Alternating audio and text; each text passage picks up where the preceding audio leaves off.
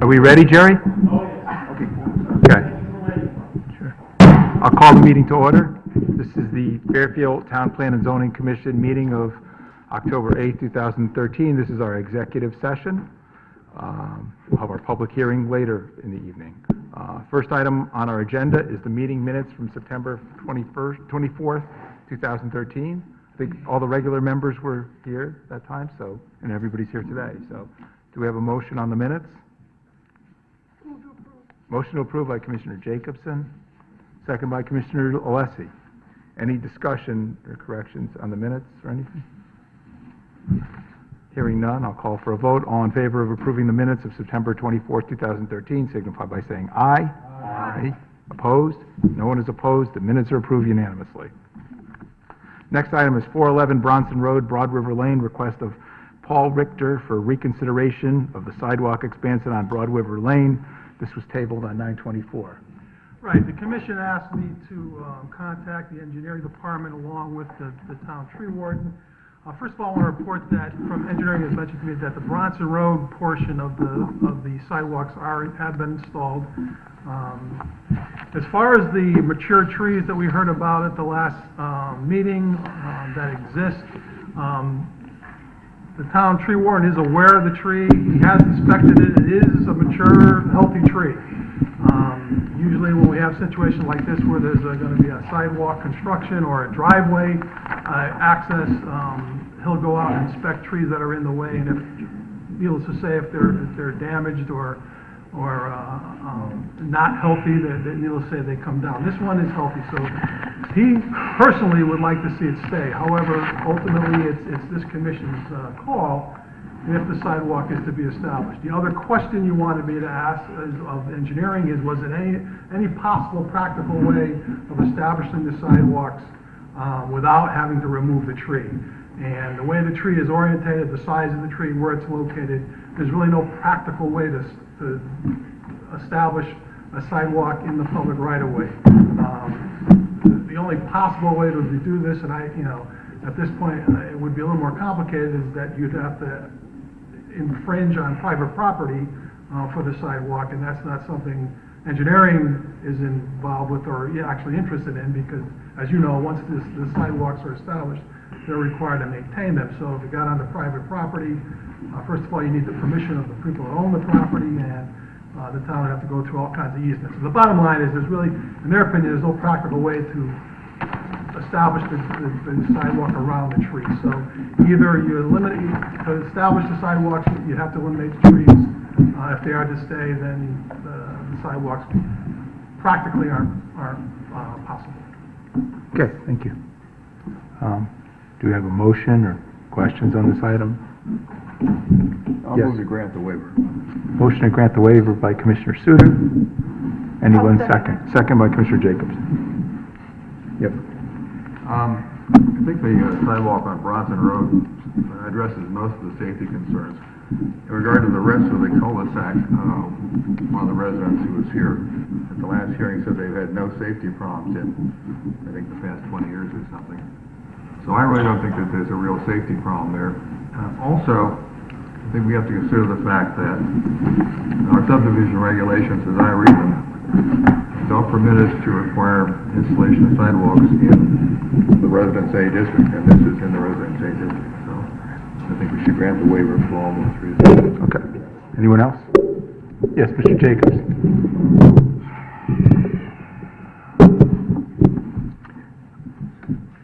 In most cases, I am a proponent of sidewalks. I think sidewalks are a wonderful thing. In the last meeting, I brought something up. I want to reiterate that for all the RTM members out there, we need enabling legislation so that if we grant a waiver, we can take a payment in lieu, and the town could put sidewalks then where they are really needed. That has to be done through the RTM. It's not something that we can do.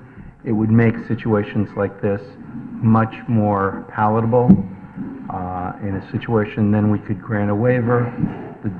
The developer would be paying the same amount as he would as to put in a sidewalk. that money would then go into the town, and the town would put the sidewalk where the highest need was for a sidewalk. The other thing is, by granting waivers, what we are actually doing is giving a subsidy to that developer versus any other developer. If there's two developments a mile apart and one gets a waiver, he's not spending money on sidewalks, and the other guy is, putting one at an advantage over the other. So there's a lot of reasons to have this enabling legislation. We don't have it right now. And I would like to hear from other commissioners, but at this point, I am possibly leaning towards granting the waiver. Mr. Wagner? Thanks. So, Mr. Went, the comments you were making before about the trees, that was in response to our request from last time? That's correct. About, trying to develop some background on it? That's correct. And there's no possible way to install sidewalks without removing these trees? That's correct. It's one tree we're talking about? There's actually two. Two?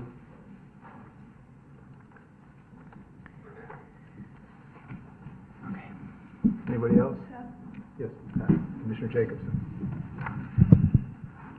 I would grant the waiver. I did ride up around the cul-de-sac and looked at the area, and it doesn't seem like there's a lot of traffic. The Bronson Road sidewalks make the area safe.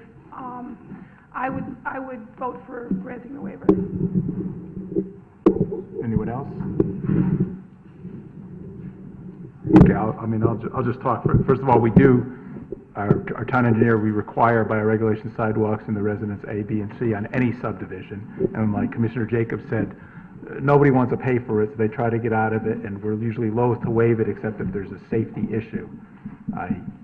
I personally don't regard as saying you're saying somebody should walk in any street in these zones is something we ought to do. I mean, we can't put in sidewalks through the town, but certainly by granting subdivisions on each subdivision, we should make sure the area in front of that subdivision has sidewalks.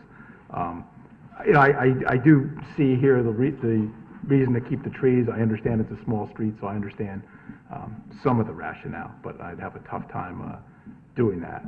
As far as waiving sidewalks, I said this last meeting, I'll say it again. The ones that they're talking about on Bronson Road, when that came up before us, it was probably 7 years ago, and it was a subdivision on Bronson Road, and we made them put sidewalks in. And I remember the developer said, "I'll pay not to put sidewalks in." Came back to us twice, both times. Now they're the ones that the same people are saying are so beneficial to the bus stop and everything. And at the time, the argument was, Bronson Road runs for miles and miles. There are no sidewalks. Why are you making us put one in? And we did. So I'm usually loath to waive sidewalks. I understand the rationale here, so I'd be happy to hear from other commissioners. Well, Yes, Commissioner I mean, Wagner. just following on your comments, I think, one way to re-articulate what you're saying is it has to start somewhere, right? I mean, that's the point. It has to start somewhere. And, I have a tough time with this, I really do. It is a contained area, though, and there are these sidewalks on Bronson that apparently, and I've seen them, I've been there, so, they are accomplishing, the safety concern with the bus stop and such.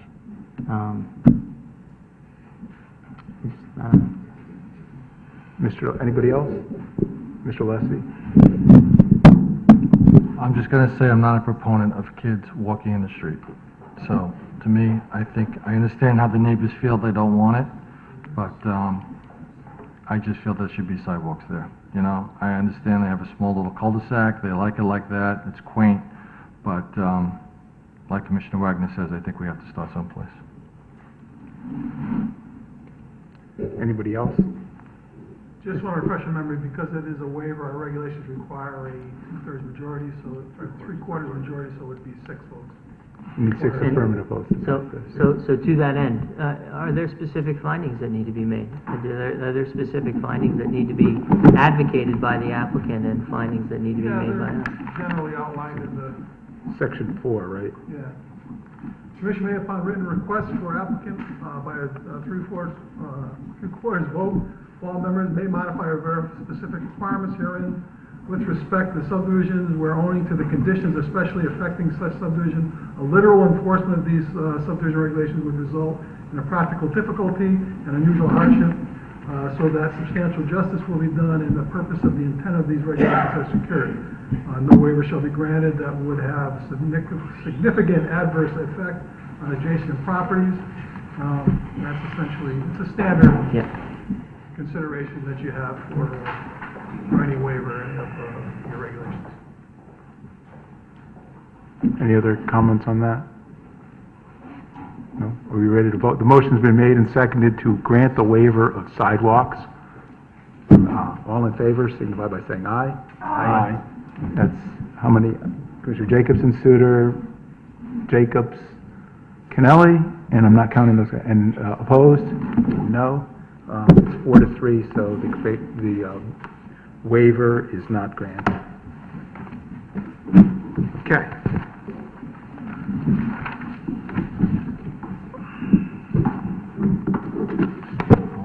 Next item on our agenda is 720 Post Road, request of Richard Girouard for 100% release of a $5,625 bond pertaining to special permit improvements at Planet Pizza.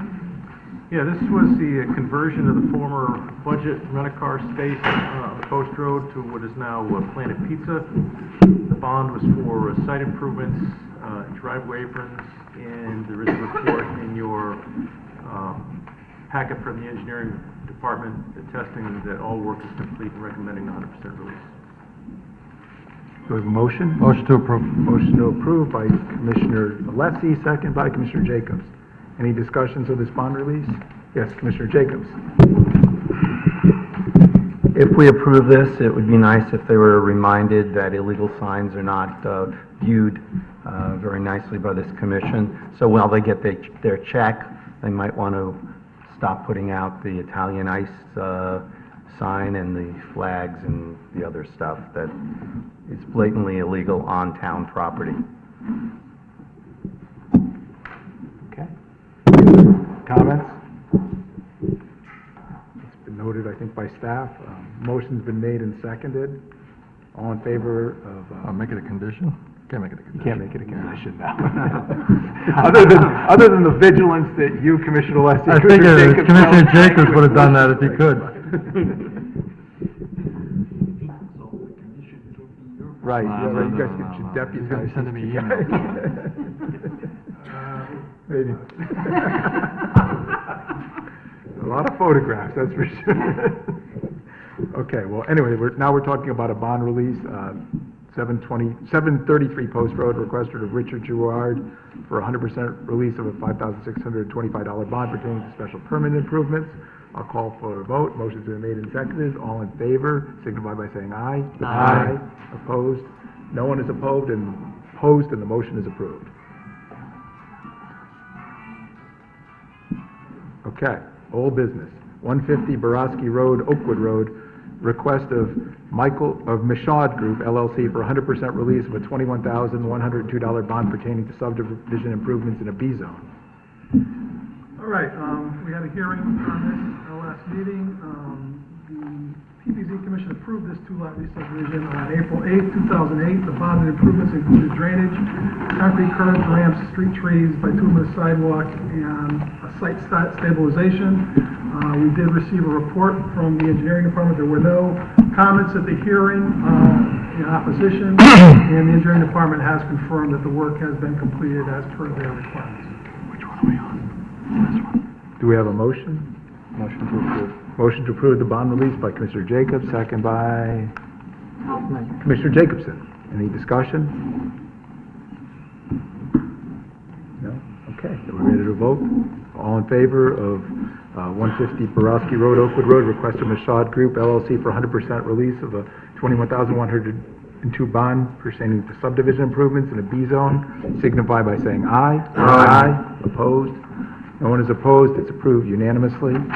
Next item is 1550 North Benson Road, Nutmeg Lane, request of Sarah Camerata for 100% release of a $20,300 bond pertaining to subdivision improvements in an A zone. Again, we had a hearing on this, our last meeting. The PBZ approved this two-lot subdivision on June 26, 2012. Again, the bond improvements included drainage, curbs, ramps, street trees, monuments, and site stabilization. Again, there was no comments at the hearing in opposition to this request, and we did receive a report from the engineering department that recommended release and confirmed that the work has been completed as per their requirements. Okay, do we have a motion? Do we have a motion, sorry? Motion approved. Motion approved by Commissioner Wagner and second by Commissioner Alessi. Any discussion? No discussion, I'll call for a vote. 1550 North Benson Road, Nutmeg Lane, request of Sarah Camerata for 100% release of a $20,300 bond pertaining to subdivision improvements in an A zone. All in favor signify by saying aye. Aye. Opposed? Bond release is approved unanimously. Next item on our agenda is 222 Post Road, application of Connecticut Wellness Centers LLC to establish a medical marijuana dispensary in a portion of an existing building in a designed commercial district. We heard this on the 10th and 24th of September, and all the regular commissioners were present and are here. Okay, Mr. I'll Devanchik. just give you a brief overview. First of all, I just want to identify for you that our expiration date on this is 10/17/13. So you probably need to act on this thing tonight. Okay, that's 35 days from the start of the original public That's hearing? correct, that's correct. Yep.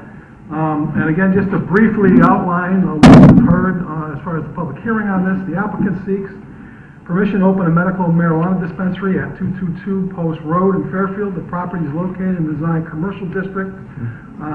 The applicant will lease one segment of one of the buildings on the site, and the area to be leased would be consisting of about 1,600 square feet. Other businesses at the site include several restaurants, a message center, a car rental business, laundromat, hair salon, and a dry cleaners. Once the in order to operate the dispensary, the owner must first obtain local zoning approval from the town where the dispensary is to be located. Once the local zoning approval is received, the operator will apply to the State Department of Consumer Protection to be licensed as a dispensary. An act concerning the appellate use of marijuana became effective on May 31st, 2012 as Public Act 12-55. Final regulations to be administered by the Department of Consumer Protection were approved by the state last month. The applicant has applied for a certificate of zoning compliance under Section 2.22 of the Fairfield zoning regulations. As per Section 12, which is the design commercial district regulations, applications for a certificate of zoning compliance under Section 2.22 are subject to the standards of Section 25.7. The Commission must find that the proposed use is consistent with the requirements for approval listed in that section. Section 25.7 includes Section 25.7.1. The proposed use shall be a permitted use in the district in which it is to be located. As per our Section 2.4, uses which are not specifically permitted under the zoning regulations are hereby declared to be prohibited uses. And another finding that the Commission needs to consider is Section 25.7.7. The proposed use shall be of such character as to harmonize with the neighborhood, to accomplish a transition in character between areas of unlike character, protect property values in the neighborhood, to preserve and enhance the appearance and beauty of the community, and to avoid undue traffic congestion. Other than the Commission having any questions, that essentially, I think, capitalizes the application that's in front of you. Thank you, Mr. Do we have a motion? Mr. Chairman? Oh, we have two. Well, Mr. Kennelly and Mr. Alessi, both of you. I'll make a motion to reject, Mr. Chairman. Okay, do we second that? I second. Okay, great, thanks. I'll You begin. get to talk first, Mr. Kennelly, and you get to talk second, Mr. Alessi. Yeah, I held We back. all get to talk. We all do. You can We all speak do. Absolutely, thanks. I made the motion to reject because, I'm sorry, can I just, the word, we have to deny, we can't. oh, deny, excuse me, thank you, that's right. The motion to deny as opposed to, sometimes we'll do a motion to approve for discussion purposes and then reject. So this would be a vote in the affirmative to deny the compliance. Let me begin by saying that I applauded and welcomed the decision of the state legislature to permit the prescription of medical marijuana in the state of Connecticut. And more broadly, first off, I think it's a valuable tool to help individuals, a limited number of individuals in the state, suffering from terrible, either life-threatening or chronic conditions and terrible pain. As a larger matter, I also believe that that it's a step in the direction of being able to do this as a society in this state toward a less hysterical approach to looking at issues surrounding drugs in our country and our state. And that to me is an important thing. And of course, when I looked at folks who had to deal with this on the state or the national level, you know, I often decried what I thought of as, were they, giving into hysteria or things like that, and were they willing to really look at the issues related to the stuff in a way that was responsible? But at the end of the day, this is not a matter about drug control policies. This is a zoning matter, and we have to look at what we have before us. And the reason for denial is fairly straightforward. The state approved the growth and prescribing of marijuana in the state, but they left, and this is, I felt enormous frustration with how they decided they were going to implement the strategy of providing marijuana to patients who wanted it. Essentially, they said to applicants, go off to local towns and go see if you can get a compliance. And this left the applicants in the position of essentially having to explain and to address all sorts of issues related to the state's policy as opposed to their own application. First, there's just this issue of not a permitted use. There is nothing under the commercial regs that says marijuana dispensary as a permitted use in the zone. What the goal here was to offer the dispensary as a single prescription, a single substance pharmacy. Now, you can think about it for a second and say, well, what if you did have a pharmacy that only prescribed Percocet or only prescribed oxycodone? Now, you could make an argument that if that was across the state and you could have these pharmacies everywhere, that might be possible that you could do that. But what do we have? What we have is a system where essentially the state has said, applicants, go see if you can get this approved anywhere. And the Department of Consumer Protection, which is responsible for regulating all this, did very little in the way of preparing local municipalities for what was going to come before them. We have changes for things like affordable housing law, etc. We get officials from the state. So I contacted Commissioner Rubenstein, the Commissioner of Consumer Protection, and we had a bit of an initially testy email exchange. I was a little disappointed. I asked him some questions. He told me that I should have, like other municipal officials, toddled up to Hartford during the day to get a presentation and a nice PowerPoint. And I kind of explained to him that most zoning commissioners that he was relying on for these compliances to move forward with distribution usually work full-time jobs and they're volunteers. Eventually, after some wrangling, I was able to get his deputy to answer a few questions. I mentioned to you before that, imagine a single-use pharmacy. Imagine if we were to say, because I did go down this line to see whether or not we could approve this as some sort of single-use pharmacy, even though it wasn't going to be a pharmacy, it was going to be classified as something else. But here lies the problem. If we end up being, and it's very possible November 15th could come and go and we approve this, let's say if we did, if we're the only town with the only pharmacy that supplies the Percocet, whatever it is, and there are no limits on how much of that can be prescribed statewide, in terms of there's no cap, there's no regional cap, well, that's going to make that particular pharmacy a very popular place.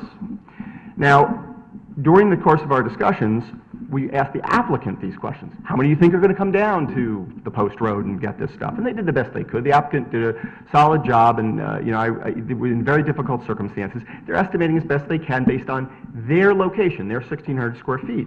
But I decided to ask the commissioner's office, specifically an email, what that situation, what would we be dealing with? So I said, if indeed we were, I asked the State Department of Consumer Protection, the Deputy Chief is Michelle Siegel.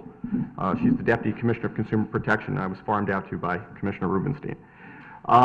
If we were indeed to be the home of the only dispensary in the state in year one, would your department be able to, by law, limit those who used Fairfield's dispensary to Fairfield County residents? The answer? The department cannot limit a patient's choice of dispensary facility. As discussed in response to previous questions, we anticipate receiving applications from locations across the state. They anticipate, but there is no guarantee. I asked, if not, if you can't cap that, does your department have any kind of administrative limit on how many new applicants get prescriptions that you can approve based on the number of locally approved dispensaries? Is that number capped at 900, the total we are told are currently approved, if only one dispensary statewide is approved on 11/15? That's that limit. The response I got from the Deputy Commissioner was, there is no limit on the number of new patients that may be certified and registered to use medical marijuana. The department regularly monitors the number of registered patients and will license additional dispensary facilities to meet the needs of patients as a patient-based grows. Here's the problem, that disconnect right there. They're saying they'll license new facilities. How will they if they've made it a local zoning approval and other communities won't do it? So you see, this is a problem, at least from my perspective. You know, we could try to look at this and say somehow it was an approved, it was okay under our commercial regs because it's a single-use pharmacy. But we could end up, as I said, with being a single-use pharmacy and the only one of its kind in the entire state. And the state, right as the record, doesn't seem to be very concerned about that. I also asked, related to traffic concerns, because there were issues raised by commissioners about traffic concerns. In order to approve a compliance for a pharmacy in a commercial zone, the applicant before us is seeking, TPZs normally have some sort of basis to estimate traffic and parking impacts created by the applicant seeking compliance, a traffic study or experience with an equivalent commercial use in the same area. How can we calculate such effects if there is no clear limit on how many patients a dispensary may serve or a cap on how many patients may be granted approvals from your department to have access to medical marijuana? And the answer I got was, the applicant seeking approval is in the best position to provide traffic studies or other empirical data requested by TPZ. The department does not have access to any information in this regard that would be available to others. Now, again, I found this very disingenuous. The department, the State Department, should be the one who will understand how much, for example, the Department of Consumer Protection is responsible for deciding how much product, how much marijuana will be created. So they ought to have some kind of something to say more than that, and they didn't. And we did not have a traffic study in front of us. Now, I think we can usually make some sort of reasonable expectation about what most businesses are. And I want you to know I did as much as I could to be fair to the applicant. I did not want this to devolve into hysteria and anxiety. That's not what we're about. I think this is a terrific town full of great, educated, professional people. I think most people are very sympathetic to the cause of medical marijuana and the idea of, I mean, most, not everybody, but many are.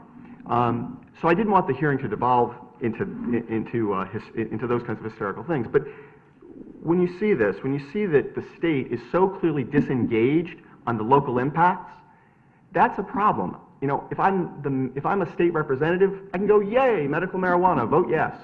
But I'm a zoning commissioner. And every day I vote against subdivisions where I'm worried about whether or not 20 years from now the drains will back up. How am I supposed to vote for something like this when the state clearly is disengaged about the potential impacts on things like traffic, when they seem fairly blithely coming to me in print, and I'm happy to distribute this email to my fellow commissioners, but I didn't want to have FOIA issues. I'm happy to provide that as a record. Their answers are in red. So I was very concerned about this. Okay, so on the issue of, is it a permitted use? Answer, I don't believe the answer can be yes. The traffic concern, clearly a problem, okay? We just don't know where this goes, and the state has not been able to say to us, hey, listen, one dispensary, 900 people get it. No. They're saying, well, we can't promise that. Not going to cap it regionally, not going to do anything else. So the last question I asked was one that was prompted by Commissioner Wagner, who is an attorney who deals with intellectual property and other kinds of issues that are involved in innovation. And if any of you have been on this commission or watched who've watched the commission in action before know, he's always looking for whatever he believes to be sort of the next, kind of the next thing over the hill in terms of not just what is before us, but what may be the appropriate policy response to whatever that problem might be. And I listened carefully when he continued to ask the applicant, who didn't have an answer, and it wasn't your job, it wasn't the applicant's job to have this answer. Commissioner Wagner repeatedly asked, why couldn't this be as part of a pharmacy? Why couldn't a dispensary be as part of a pharmacy? And again, we had this problem where everyone was saying, I don't know. So I posed that question to the Commissioner of Consumer Protection. And I asked, again, I said, I'm posing this question to both legislators involved with this. I didn't get any responses. Why is medical marijuana being offered to patients through new medical marijuana dispensaries that must seek zoning compliance as pharmacies rather than as medical marijuana? Why is it medical marijuana being offered through existing pharmacies? Offering this kind of a substance through already approved pharmacies through the state would have avoided the problem of zoning compliance applications for new facilities that unsurprisingly are being met by some concern and hysteria in some cases by residents with no experience with them. My answer back was the following. The law and the regulations do not prohibit a pharmacy from applying to be a dispensary facility. Due to the federal oversight of pharmacies, however, it is unlikely that an existing pharmacy will be among the initial round of applicants. So the answer to the question that was repeatedly raised by Commissioner Wagner, why can't it be in a pharmacy? The answer is it can. But what you have is a pharmacy industry in the state very nervous to go into the marijuana distribution business. Now, that may mean that Fairfield won't be one of the first communities to provide this to its residents. That's absolutely true. However, you can look down the line, and if we have the opportunity maybe to sit down and decide if we want to look at our regs and find a way that this is appropriate, but maybe we don't have to do that. Maybe this can be done through a pharmacy. But you can look right here in town where there are pharmacies not connected to large corporations and chains.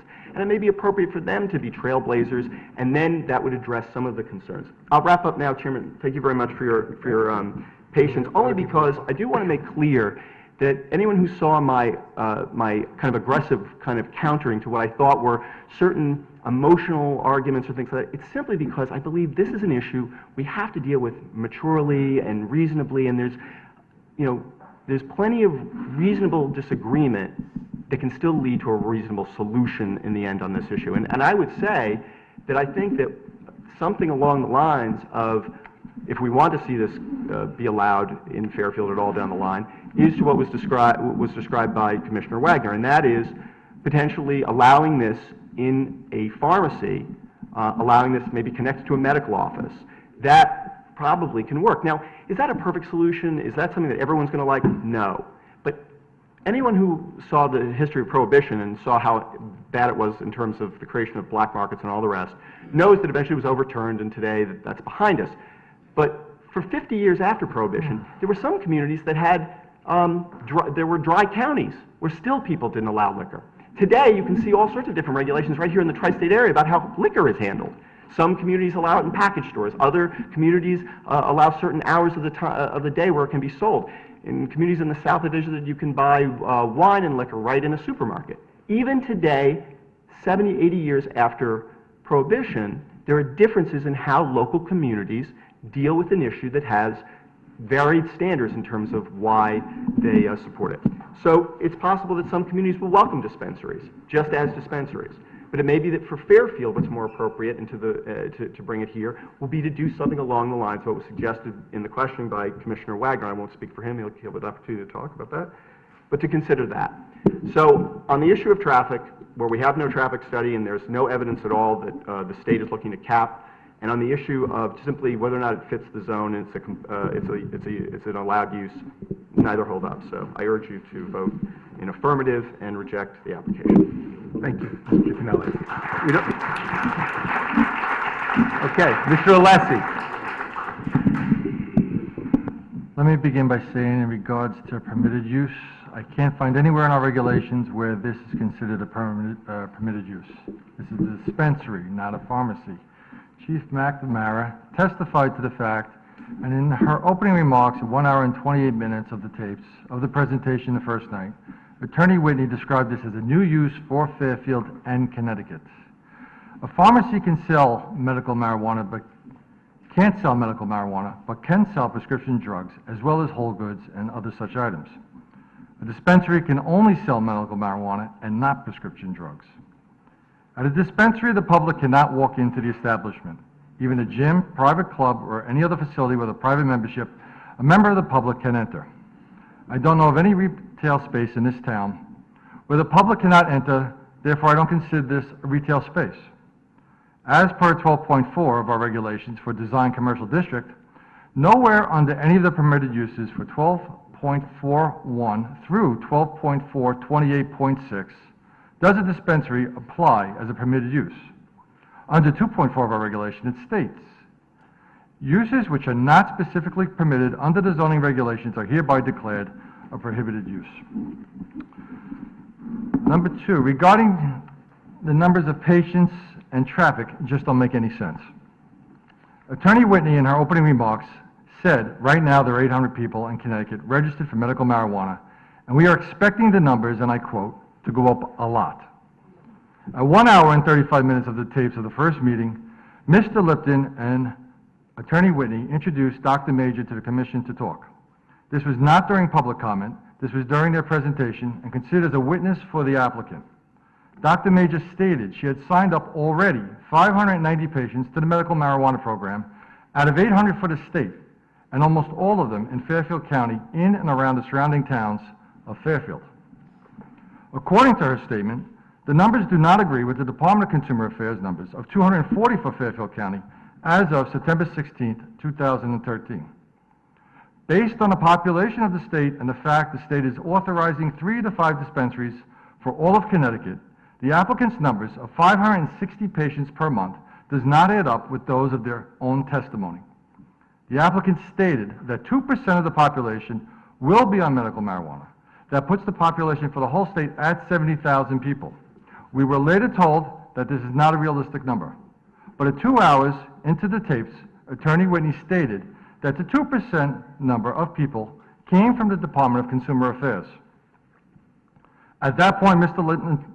Lipton stated that the 2% won't be at first, but over a long period of time, but it will be coming. If we assume 1/2 of 1%, we are looking at 17,500 people. Divide that by the maximum allotted dispensaries of 5, we are at 3,500 people per month. Due to the population percentage of dispersing, we already see, according to the Department of Consumer Protection, we are closer to 6,000 patients per month in Fairfield. Somehow, the applicant has changed their numbers in the second meeting to reflect the exact number of people for this location, which does not concur with any of the numbers that have been presented to us, other than those by the applicant of the second night of this meeting. Attorney Whitney, during her own presentation, stated, and I quote, "We cannot estimate our patient population. Even Mr. Lipton has stated it will be by appointment only in the beginning." At these numbers, there is a severe traffic safety issue. The town cannot handle that amount of traffic. The Post Road cannot handle that amount of traffic. Neither can the parking lot nor the building, and the applicant has failed to supply this commission with a traffic study. Number 3, this location, based on incidents of crime around the country, presents a danger to the neighbors and residents of this town. There have been many instances of robberies at gunpoint, murders, kidnapping, burglaries, and involvement of organized crime around the country, including California, Colorado, and Portland, Oregon, just to name a few. When Chief McNamara spoke before this commission, he was asked, quote, "What is the possibility of drug dealers coming to the corner and selling it cheaper than the dispensary?" He said, "It is a possibility, and this place is going to draw attention." There is a bus stop on the corner within 200 feet of this dispensary. The bus stop services 3 schools. Therefore, it stops there 6 times a day. There is another bus stop within 500 feet of this location, and the bus stops at this corner 8 times a day. That's 14 bus stops within 500 feet of this location. There are restaurants near and adjacent to this location that are attended by families. The commission was told of an alarm system, but one has not been shown or introduced to us. The applicant referenced the alarm system at the growing facility, but we weren't shown that one either. 2 banks with high security systems were robbed within 1 hour of each other just 2 weeks ago, and the suspect has still not been caught. The chief also had concerns about fraudulent prescriptions.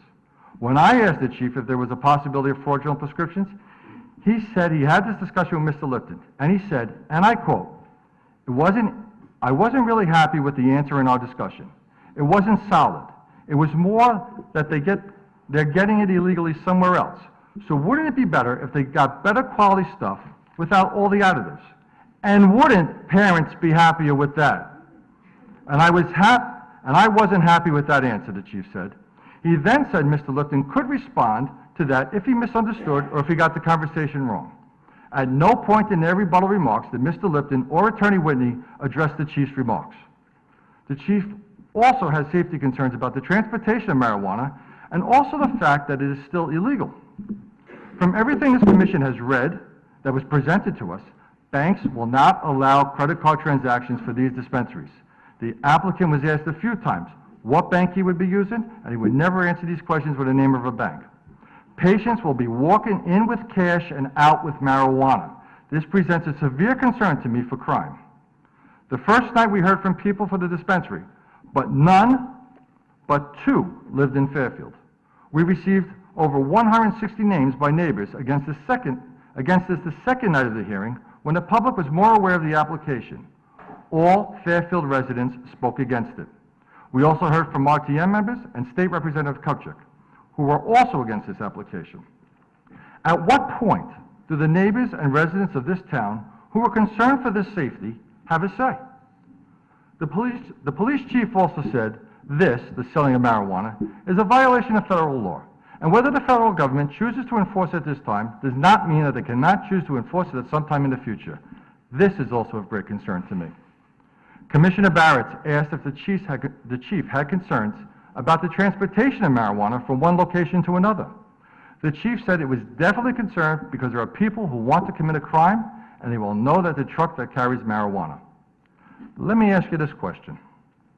The applicants talk about armed guards, the security system inside the location. Why? Because the state obviously has safety concerns for all of these types of crime.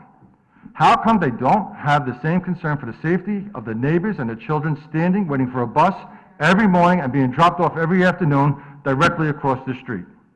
According to Attorney Whitney's presentation, the whole application, and I quote, is a guesstimate, and this commission cannot approve a guesstimate. The application also does not meet regulation 25.7.7 of our regulations, which states the development shall be of such character as to harmonize with the neighborhood, to accomplish a transition in character between areas of unlike character, to protect property values in the neighborhood, and to preserve and enhance the appearance and beauty of this community, and to avoid undue traffic congestion. I strongly urge my fellow commissioners to reject this application. Thank you, Mr. Lett. Mr. Suter, you're next. I want to thank Commissioner Alessi for doing such a great job of summarizing the many problems with this application, as well as Commissioner Kennelly. I'd just like to flesh out, is it on? Okay. It's on. Okay, I'd just like to flesh out a few things. You know, this is still, as Attorney Whitney admitted, still a crime under federal law, and the potential for future prosecution of all elements of the chain of distribution and sale of this drug is still possible, because at any given month or year, we could have a new court decision, a new attorney general, a new chief executive, or whatever. The whole question of enforcement is still looming in the background of the whole marijuana dispensary problem. Marijuana is still considered by the National Institute on Drug Abuse a dangerous drug and has many medical problems. You can go to their website and read them if you don't know them already. Despite its proposed medical benefits, I think any doctor has to weigh the risks, the known risks of a drug with its therapeutic effects. And I think the balance is still very difficult. Medical science is still learning more, and I think treatment is still learning more as well. So this is a very unknown field of medicine still, and it's not something that we should jump to approve. There's a long list of unknowns here. Some of them have already been mentioned. I'd just like to add, in addition to the fact that we don't know how many dispensaries there will eventually be, it could be in the hundreds. The patient population could be in the tens of thousands. The traffic, if there's just a few dispensaries, every town that has a dispensary would draw a great deal of traffic from other towns. The parking problems have already been mentioned. The potential targeting of customers and delivery vehicles for cash and marijuana by individual criminals or organized crime groups is there and quite present. The impact on the neighborhood and the children, Mr. Alessi has described very well. There undoubtedly would be a lowering of property values around medical marijuana dispensaries, and that's something we have to consider. A pharmacist who had been a pharmacist for 50 years and had been on the board of a bank pointed out that the whole federal banking system was very leery of taking deposits from any business connected with marijuana because of the potential for asset seizures. And this is another serious unintended consequence of the medical marijuana dispensary system. And then there's the subtext here, the approval of what has been for many years, probably over 40 years, a controlled substance, an illegal drug, sends, I think, the wrong message to the youth in Fairfield and other towns that this is somehow a safe drug. It is not, it's still a dangerous drug, and we have to consider that in the overall context of approving a medical marijuana dispensary in Fairfield. So for all those reasons, including the fact that it's not a permitted use in the town of Fairfield under our regulations, I believe the application should be denied.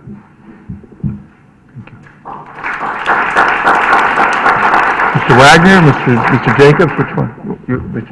Commissioner Jacobson. You can go next. I don't know, you guys can. I thought long and hard about this Yeah. application, and I am a nurse. I've seen firsthand that marijuana really helps patients with the side effects, with pain.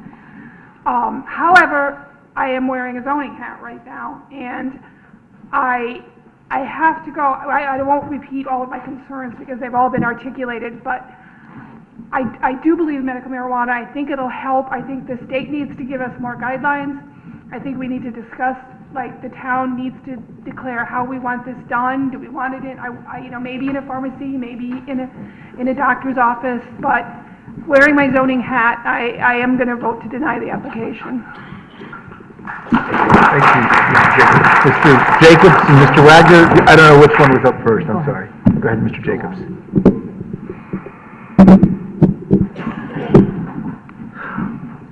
I will also be voting to deny the application, which is an affirmative vote to deny the application. At the same time, I'm hoping the state revisits this. I hope the state comes up with a workable plan and that the commission might actually do some long-term planning as to where they think this might go. I think there is benefits for the patients, but that we need to do it the right way. We need to do it a safe way, and that the state really needs to step up and do their job. They didn't come with a full plan, and they need to. Thank you, Mr. Wagner. Thank you. So I'd just like to make it real clear that this is not about the efficacy of medical marijuana. That's been debated quite a bit recently in various places, including the Connecticut legislature. But this application is trying to put a square peg in a round hole in the town of Fairfield and under our regulations. I want to commend Commissioner Alessi for taking the time to go back through the record and his citation, his careful citation to the evidence and testimony in the record that we received during the hearings and in the submissions that we obtained. Because when you look at that, it really becomes very apparent that this is not a permitted use, and it will not harmonize with the neighborhood. The traffic problems are self-evident. There will be problems with property values in the immediately surrounding area, and the issues with the school, the bus stops, it cannot be overlooked.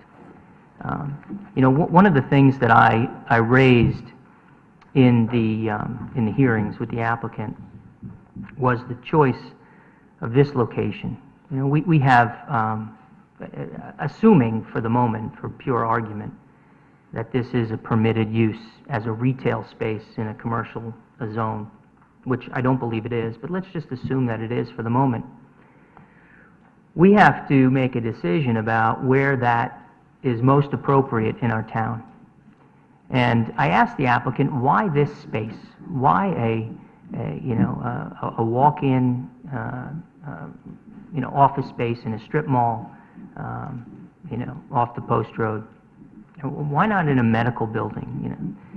And we got into a little bit of a dialogue, and I expressed this during the hearing. You know, it would be one thing if the patients were going to a medical facility in a 5-story building with other doctors and, clinics and such, and nobody really knew what anybody was doing. I go to the doctor, I don't know what the person next to me is parking for or what their coming and goings are. As opposed to a facility which is going to be clearly identified as a dispensary, serving only one purpose and only one clientele, and it being readily apparent to all that the folks who are going in are walking out with marijuana, which is illegal under federal law. And the potential for crime and for other negatives to arise out of that. And, I just never really got a good answer as to why this location is the right place for this in our town. So irrespective of the fact that I think that this is not a permitted use as a retail space under our regulations has been articulated, I don't think that this location is a proper place for this in our town. And, for all those reasons, I will be voting to deny the application. But I also want to make very clear that I do so based upon the evidence which was introduced by the applicant, the testimony in response to the questions, the evidence that was cited by Commissioner Alessi in his statement, and nothing else. Thank you.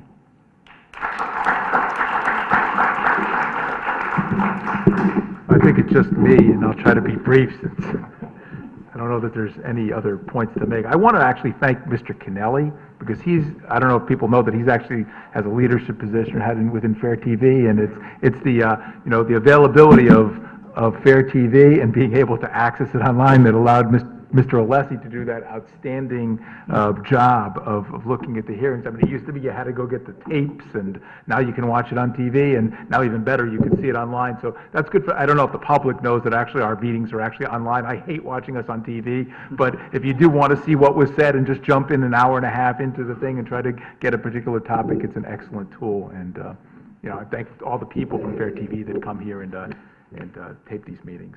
I agree. Fundamentally, this is not a permitted use. We talk about the uses in our design commercial district. I mean, this is the fundamental reason why I would vote to deny it. Uses are enumerated there. Not every retail use comes in other retail. There's bakeries, barber shops. We have a whole line about package stores, which is another industry heavily regulated by the state. I mean, package stores are in strip malls and other retail use, but then there's an entire section that talks about alcoholic beverages. Again, as it was said here, there's not a single use in Fairfield where the public can't even walk into it. And I think when I asked the applicant about this, they said, well, it's like a membership club. Well, no, I think as Mr. Leslie, you can walk into a membership club. You might be able to fill out an application, maybe even buy a water or something. And actually, if you look at 12.4.28.1, it actually enumerates membership clubs. So I think if this town wanted to permit medical marijuana dispensaries in according with the state statute, as a planning exercise, we would have to define what it is, as Mr. Wagner said, where does it go? What should it be? You know, maybe we don't want it in retail space. I really don't know, but that's for us to define, and not really to let the applicant just try to lump it in with bookstores and clothing stores.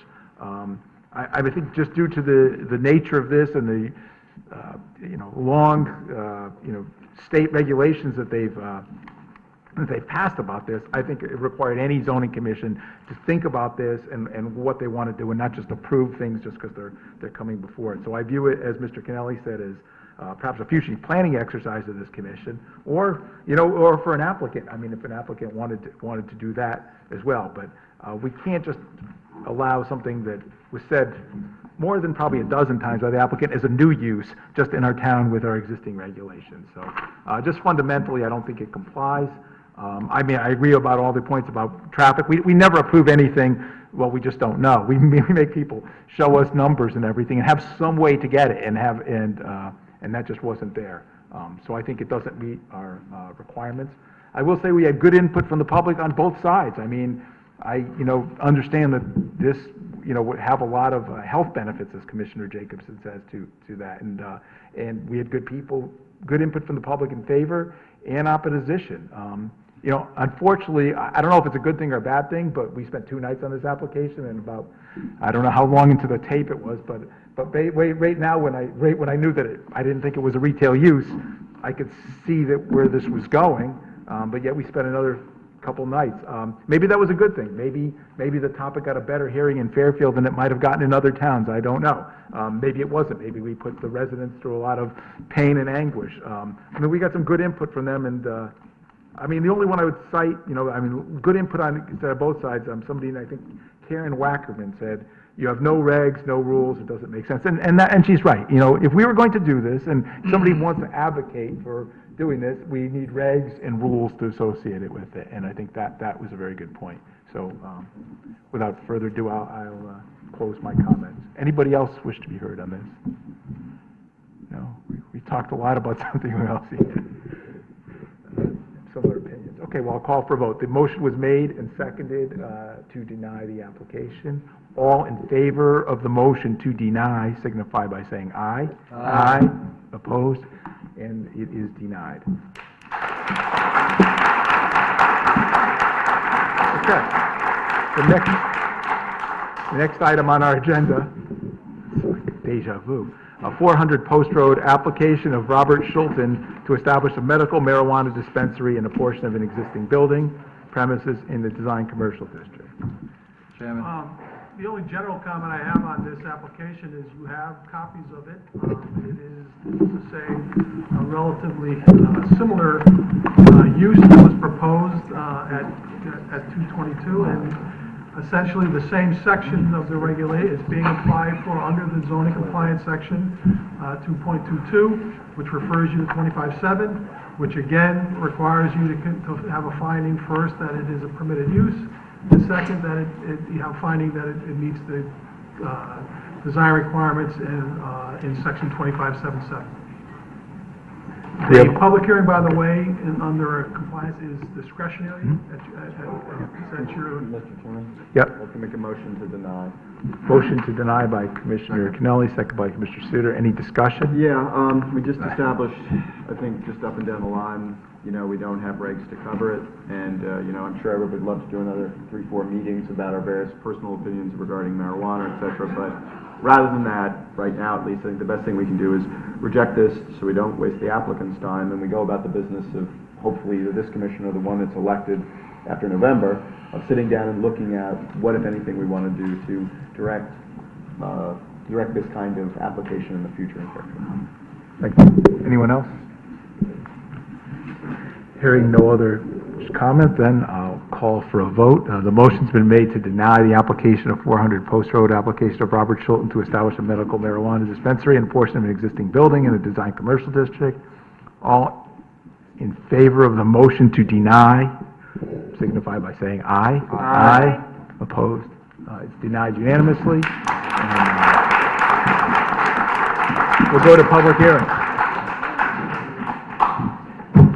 Are we taking a 2-minute break? We should take a few minute break. Yeah, we only have one item on public hearing.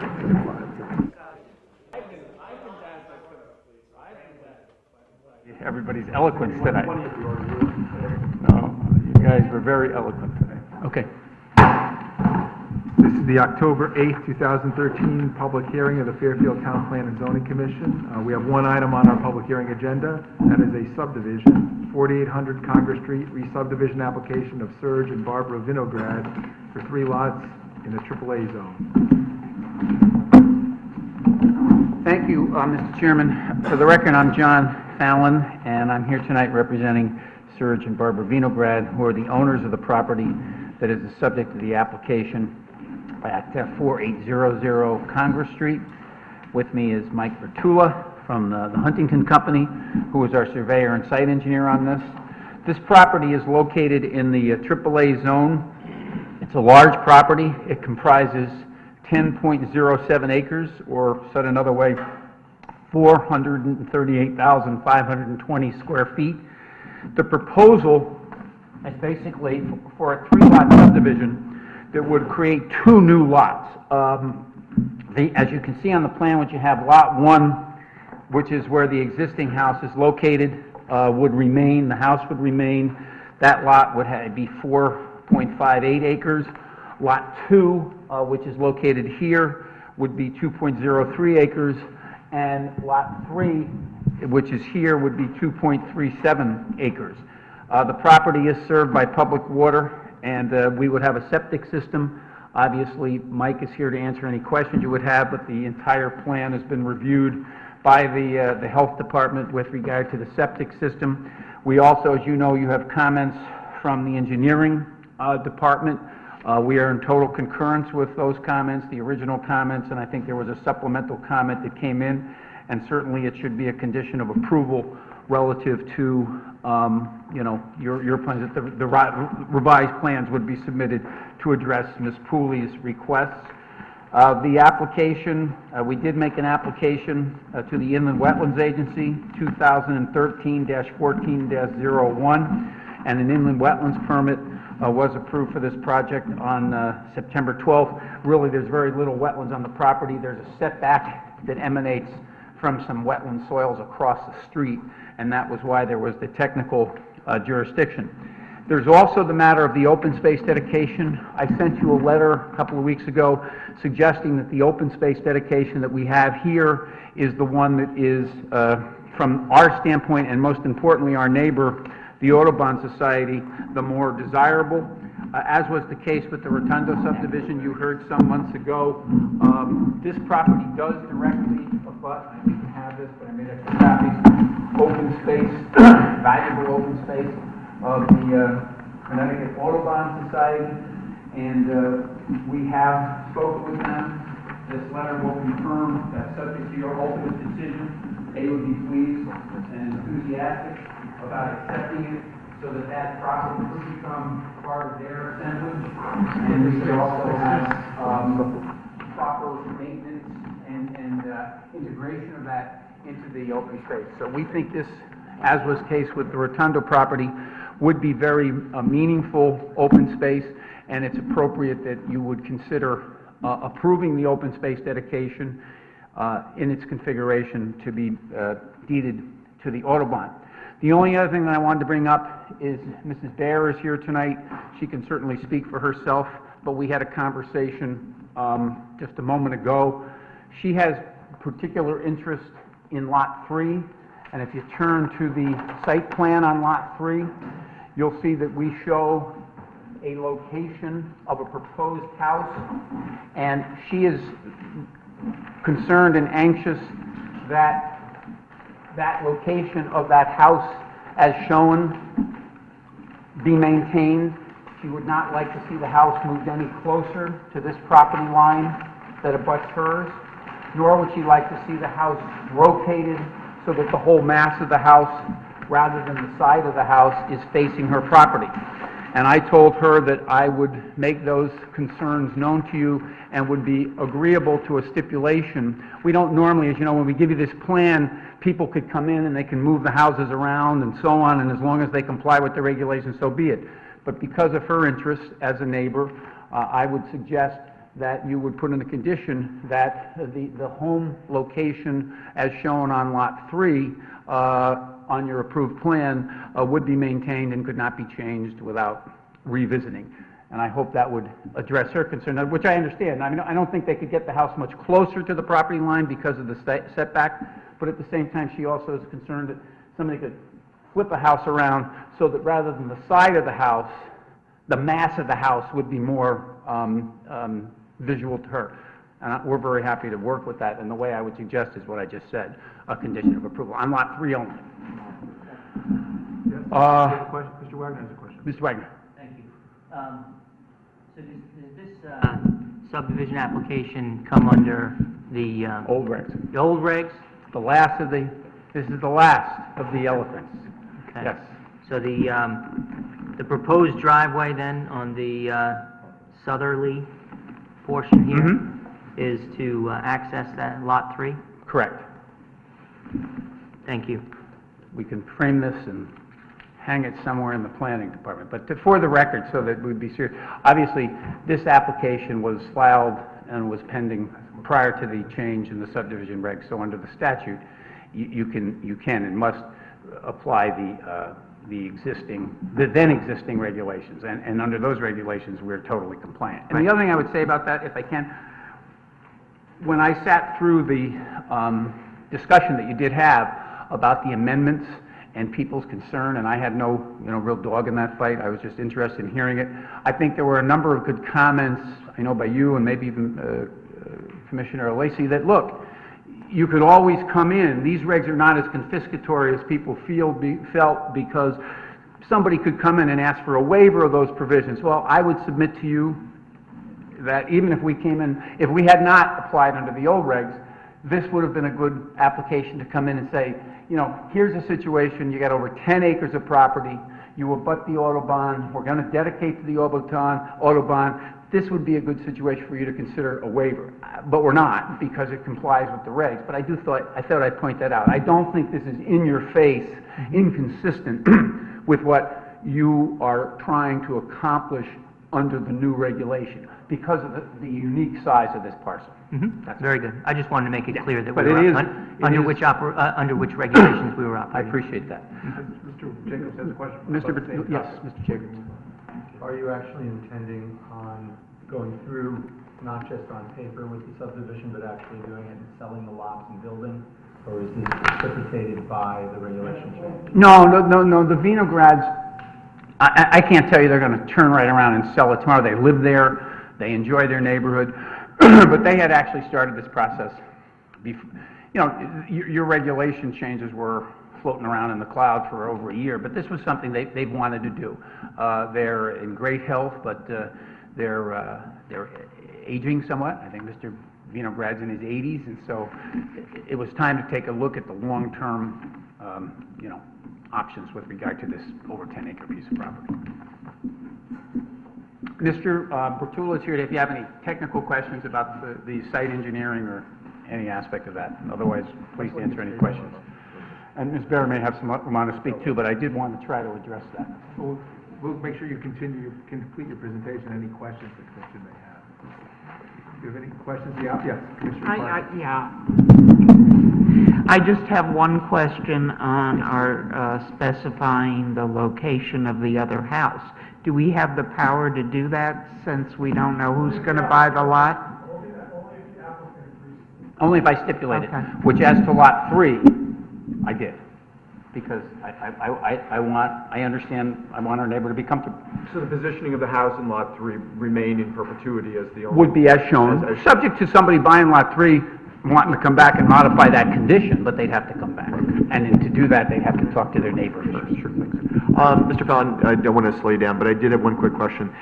It's terrific you're giving over an acre to the, I think it's very good. We did see two different competing plans, if I'm mistaken. One had 1.13, this has, at least this lists, I see 1.09.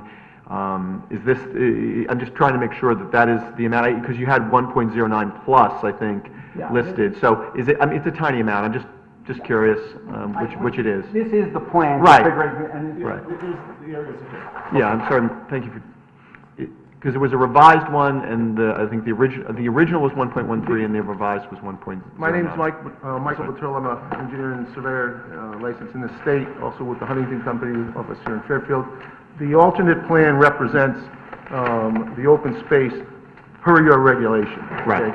There's only so much percent, the percentage of wetlands to dry land has to be the same on the amount of property we give up. So the alternate plan goes by your regulation. But in talking and negotiating with the Audubon, this was the better plan for them. Okay, great. And you received a letter from me on September 17th. Right, Where right. I laid it out, and what I wanted to make sure we were demonstrating there was, we could give you the alternate approach, which technically complies with that section 2.3.1. Right. But as I pointed out in my letter, I think you have that discretion anyway, and in this case, I just think it... The configuration was superior for the Audubon. Okay, Correct. fine. But is it 1.09 then?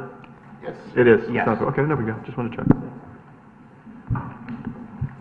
Okay, other questions for the applicant? I have one.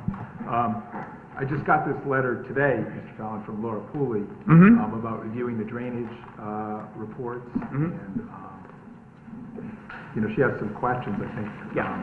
Mike can address those. Yeah, she wants something correct, well, a couple things. One... Why don't you just review those? One is that the elevations shown for water heights do not correlate to the actual elevations shown.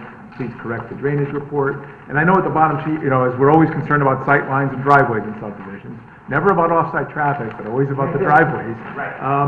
It says there that, she thinks the line of sight for Lot 3 appears to be blocked for those traveling north on Congress Street. And, there's brush and grapevine. So anyway, that's the last paragraph. So if Mr. Berturla could comment on her... I'm going to ask him to comment on the first comments, and then we did do a sightline study. Okay. Which he will review also, and when he's ready, I'll pass it out. And I think it demonstrates very strong compliance on all three lots. Okay. But, go ahead. On Laura's email, and I also talked to her about the sightline too, after I received this. But in any case, her comments, we could abide by, just to go through them. My storm events, there's no increase in any of the storms that I studied. Her question or her comments about rather than underground chambers on lot number 2 for the house, I have underground chambers for the driveway. For the house, I go into a rain garden. And just to read the numbers, she questioned my numbers, and unfortunately, I didn't think I have dyslexia, but I flip-flopped numbers. Just for instance, at a 100-year storm, I had an elevation of the 100-year storm reaching 234.3 for an elevation. It's actually 324.3, so I flip-flopped numbers in composing my report. And on the 50-year storm, the same thing happened. In the report, it reads 234.25. It should have been 324.25. Unfortunately, when I typed them in, I flip-flopped them. So you're correcting the drainage? That's correct. But and that's what she's asked. She's questioning how those numbers, it doesn't make any sense if she looks at the plan, but I had the numbers flip-flopped. And again, I went over with her, and again, anything she says here, we can take care of. Then she said about sightline. Before you get to that, Yep. can you just, could you, Mike, this is a sightline computation that we actually did do. I think we may have even done it before we got Laura's comments. You have a question about that, about sight lines, or Mr. I have a Petrillo? question about, what is the elevation of lot 1? I don't see it on the plan. Elevation of... For the existing store, yeah. We got a Of full the house? commission Yeah, The house is at just under 329. present. what is it? 330. 330, okay. That's the floor of the house. Mike, could you just briefly, the real salient sheet on that is the second page. Yep. And I would just and the rest of it is just Mike's worksheet. But if Mike, with attention to this, Yep, could you yep. just walk the commission Yep. through what they're looking at there? Okay, for safe stopping sight distance, again, these are all from the ComDOT Highway Design Manual dated 2003, revision up to February 2013. They broke it down for each driveway at each lot, Lot 1, Lot 2, Lot 3. So, 25 mile per hour sightline southbound for Lot 1, 2, and 3 are all 158 feet. The distance available southbound for Lot 1 is 350, Lot 2 is 500, Lot 3 is 650. So you can see on all 3 lots southbound, I at least double what's required for a 25 mile an hour. And then I looked at, with the distances that I have available for sightline, what those speeds might be, okay? So posted limit being 25, for instance, on Lot 1, I've got available sightline of 350 feet. That means somebody could go 43 miles an hour and still be able to stop. Same thing on Lot 2, they can go 54 miles an hour. Lot 3, they can go 64 miles an hour. Well, too much above the posted speed limit of 25. And did you, Mike, not to interrupt you, but you reviewed this with Laura? That's correct. And Yep. Laura was, not to speak for her, but based on your That's conversation, correct. she was satisfied? with Yes, that? yep. And same thing for northbound. I looked at Lot 1, 2, 3, the 25 mile an hour posted limit. I had 151 for each driveway. Distance available for Lot 1 was 650, 650 for Lot 2, 650 for Lot 3, and miles per hour, you could go up to speeds of 66, 67 miles an hour. The triangle that she mentions on her email, I did something quick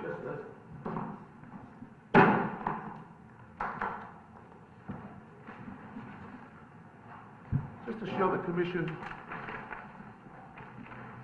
What she's talking about is, if you're sitting back to 15 feet on this particular driveway, there's growth along the front of this in the shoulder area. You know, so okay to pass this in? Sure. And this is just a composite map of our property and property next door, the triangle that Laura is talking about.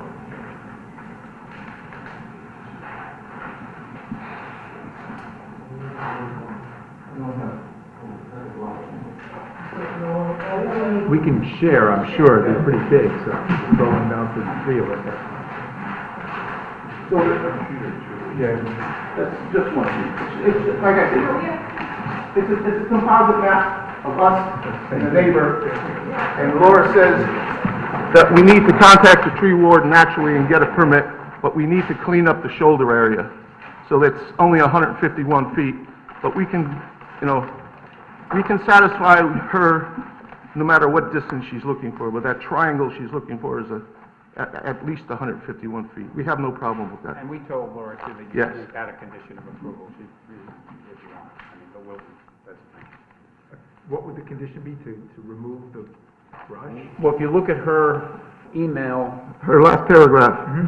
Lot 3 appears to be blocked by those traveling north on Congress Street, brush such as grapevine, and that's what I think exactly what it is, in the town right-of-way. So we need to contact the tree warden, get his okay, get a permit, and clean the shoulder up. and we've done that with Mr. Flacco before. Many times, yeah. It's on our property, it would just be, it's in the right of way, so we have to get. It's in the town right-of-way. It's the Tierney property right here. Yeah, wouldn't be on their property, would be in the town shoulder. Town right away. Yeah, exactly right. Not on the property.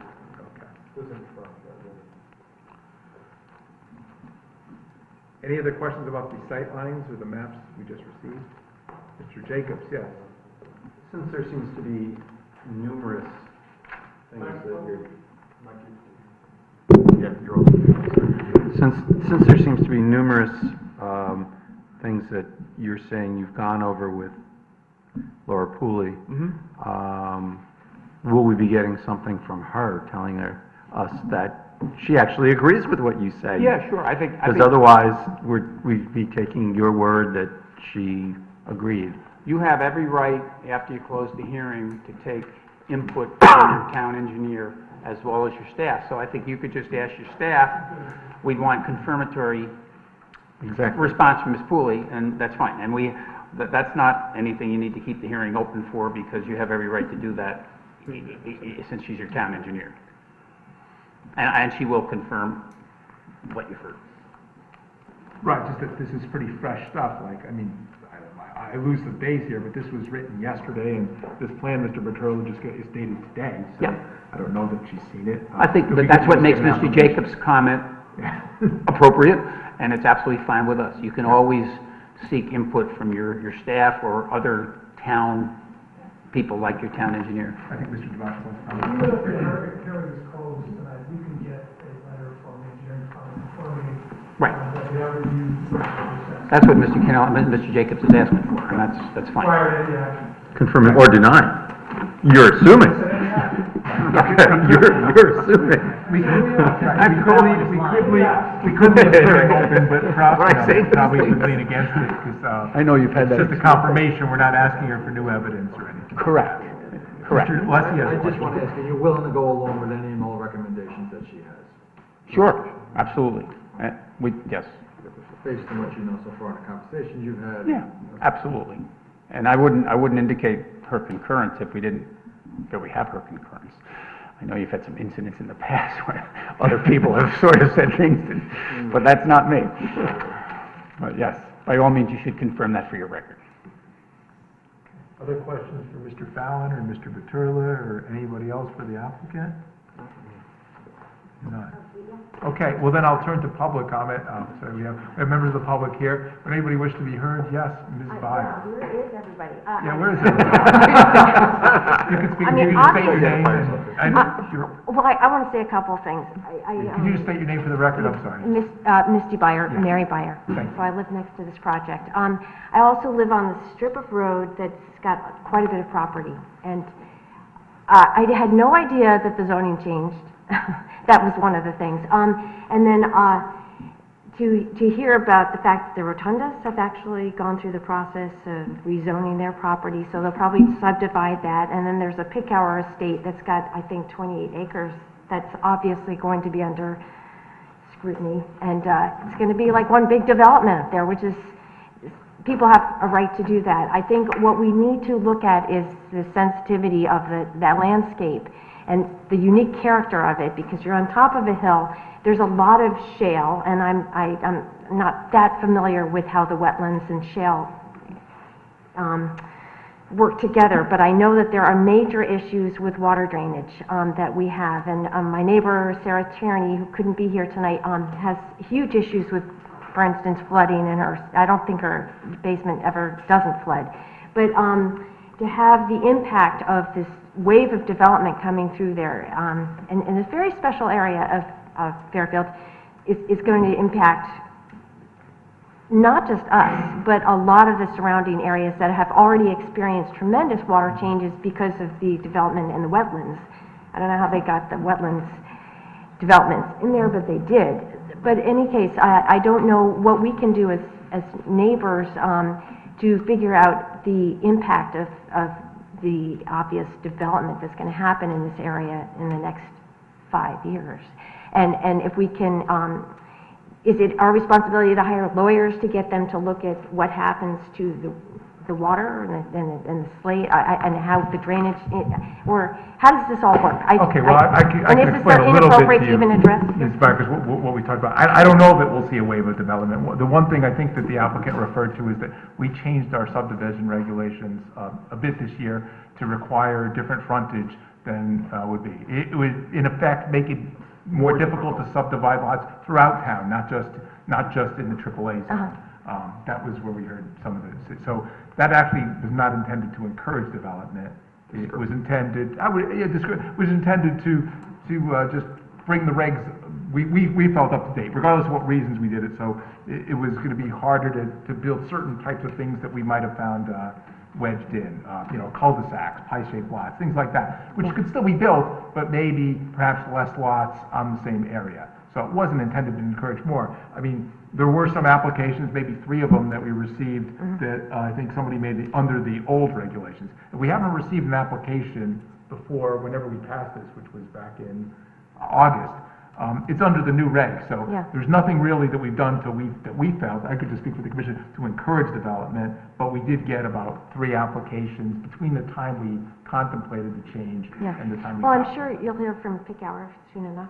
Yeah, so, but I would say, I I mean, just- whenever, you know, whenever there's an application that concerns you or your neighbors, that you don't have to, should not have to hire lawyers. Well, I guess, how do you deal with those concerns over the water? Because I'm not sure, what kind of tests need to be done, and is that our responsibility to just protect our land? Yeah, it's a difficult thing, because I say, yeah, I mean, it depends on the particular application. The applicant, you know, Mr. Fallon case, the applicant usually hires drainage experts, and their obligation is actually to show that the drainage post-development will not exceed what it was pre-development. And we have a town engineer that's stipulated to be impartial to these applications, and she works on these, but, you know, it's possible that, I'm trying to answer this, but it's possible that we've had people hire their own drainage experts, that's true. And finally, I know the trees, and I have to go out and see what's available there on the other side of the stone wall where we are, but the trees that block the view of this, this project are pretty much on the other side, on their side. And it looks like that driveway is gonna come right down and take pretty much that lot of trees out. So, I mean, I guess we don't have any rights, I mean, You have rights to private person speak, has a certainly. right to do whatever they want to their land, obviously. But the impact is gonna be pretty tremendous.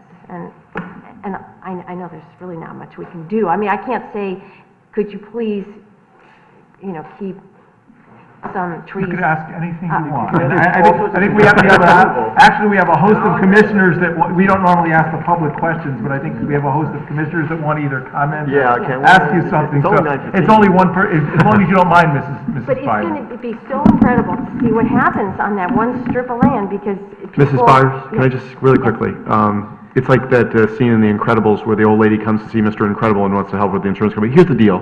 What happens with the effective residences who deal with these kinds of, residents who do this, they get together and form a neighborhood association. And that neighborhood association meets regularly, and it prepares itself. And it gets itself a good attorney out there, and that attorney tells them whether experts are necessary. And they get good experts, traffic reports. It gets engineers.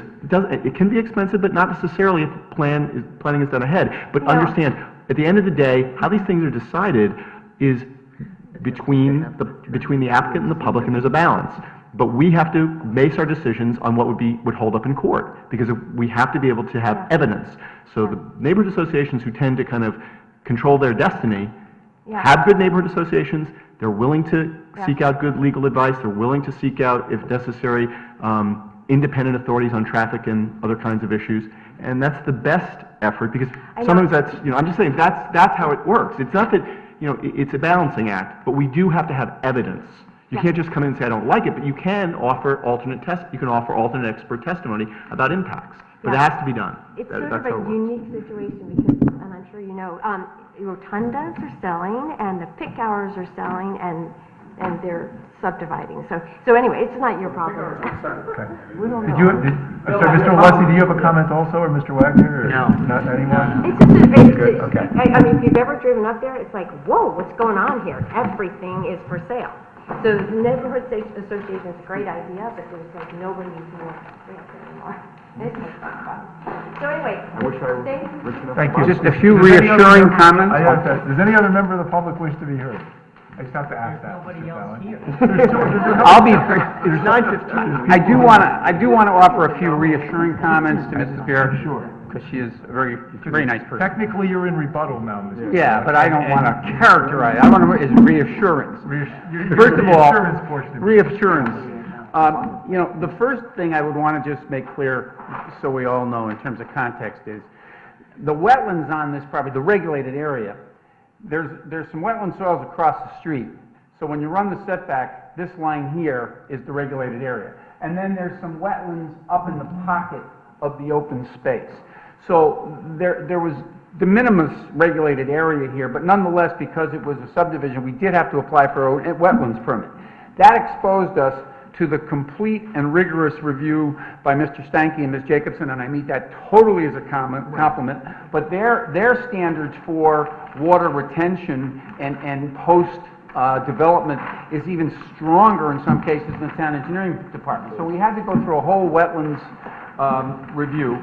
And then, of course, we had to deal, as we were talking about tonight, with Ms. Pooley, and she also rigorously reviewed this, as you can see from her comments as recently as yesterday. And we've discussed those, and we're going to have to comply with those. So I can be very reassuring in saying that there is not going to be any problem associated with wetness or water or anything associated with that. I did have a conversation, I want to reiterate, earlier with Mrs. Bear, and she did express that concern about ensuring that that location on Lot 3 of the proposed house was maintained. I've addressed that. We can make that a condition of approval. As far as the stone wall is going to remain intact. It cannot be disturbed. We obviously can't do anything on the other side of the stone wall. It's not our property. And I think most of the trees that we have on this side of the stone wall are the ones that are very protective. We're not doing any of those because we can't. We're not on our property. And as you can see from our plan, we've identified the more mature trees on our property, and we're going to maintain those as well. It's in our interest to do that. So and if you've gone up there and walked the property, I think you'll see that what trees there are going to be substantially maintained. There won't be denuding of the property line. So I hope that it will be reassuring to our neighbor. And in the final analysis, as we say, it's a 10-acre piece of property. The lots do comply with the regulations that are applicable, and we are making an over-acre contribution that is meaningful to the Audubon. So I think this is a good application, perhaps the last of its kind, but it's one that I think is in character with the area and appropriate. So you mentioned that you're not doing any work to the stone wall because you can't?